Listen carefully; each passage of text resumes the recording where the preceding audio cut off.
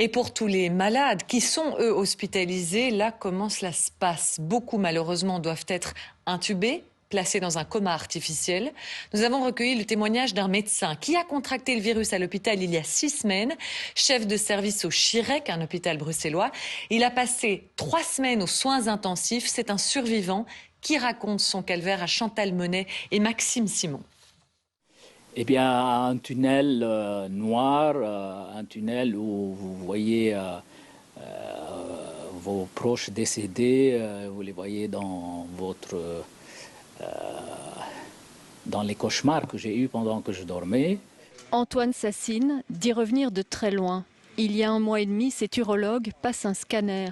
Son hôpital décide de tester tout le personnel.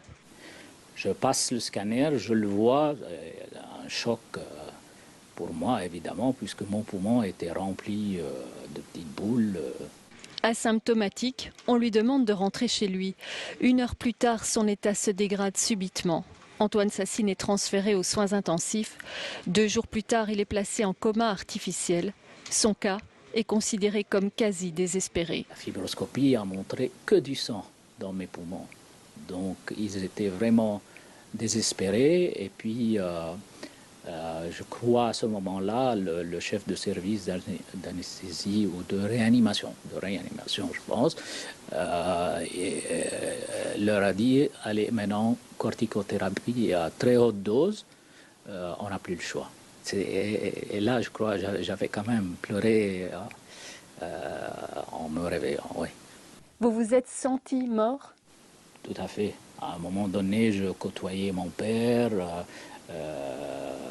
des gens qui sont décédés depuis des années et des années. Antoine Sassine dit toute sa reconnaissance pour les soignants et pour ses proches. Dimanche, il devrait revoir enfin sa femme et ses enfants.